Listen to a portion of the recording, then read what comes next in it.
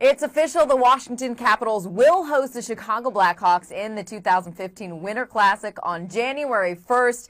And joining me now for more on this big game, ESPN.com's Scott Burnside, who covers all things NHL. Welcome in, Scott. And we've got a wedding, but no church. What are you hearing about potential landing spots for this game to be played?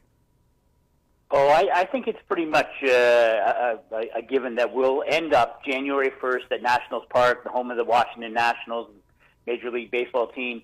That is the leading contender to host the 2015 Winter Classic on January 1st.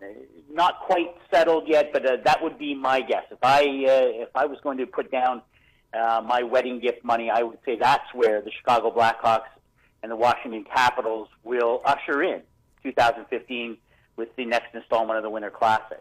All right, so send the gifts there. But now let's talk pros and cons. And from a fan perspective, hockey outdoors, the way it's meant to be played. Historically, do the numbers support these classics, however?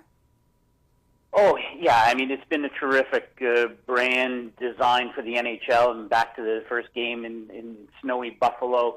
Pittsburgh Penguins there, of course. The NHL has come a million miles in terms of the technology, in terms of the buzz around this event. I mean, you think last year to Michigan Stadium and the record crowd that saw the Red Wings and the Leafs play and shootout and the snow falling.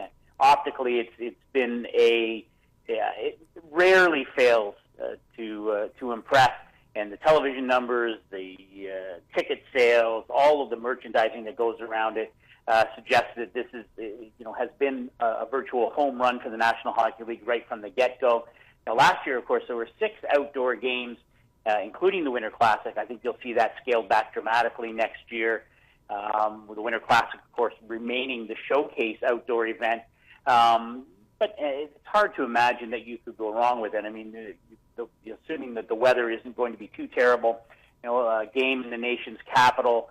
You've got the Washington Capitals, of course, Alexander Ovechkin.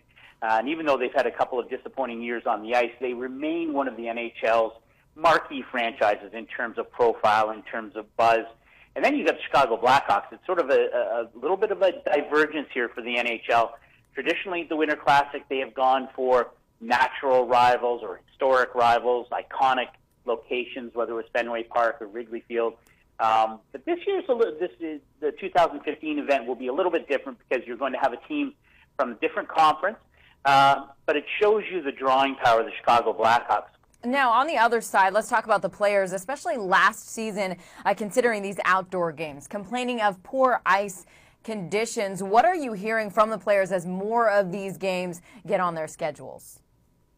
Well, I mean, with all due respect, I mean, if you listen closely, the players and coaches do sometimes complain about bad ice, whether it's indoors or outdoors. We've heard similar complaints during the playoffs that were recently completed. But yeah, there is no doubt. And certainly, Chicago Blackhawks played host to a game shortly after the Olympics last year. Very cold at Soldier Field in Chicago. Ice conditions weren't great. As I say, it was very cold, very windy, quite snowy there. But we've also had the inverse. I happened to be at Dodger Stadium in late January for an outdoor game between the Anaheim Ducks and the Los Angeles Kings. Might have been the best outdoor ice of all time in that game. Well, they picked a choice city. Average temperature in Washington on January 1st, 44 degrees. Now, high of 69 recorded back in 2005. But that, of course, was just once. ESPN.com, Scott Burnside with the latest on the 2015 Winter Classic. Caps and Blackhawks, it is official. I'm Lisa Kearney. For more headlines, just click on ESPN.com.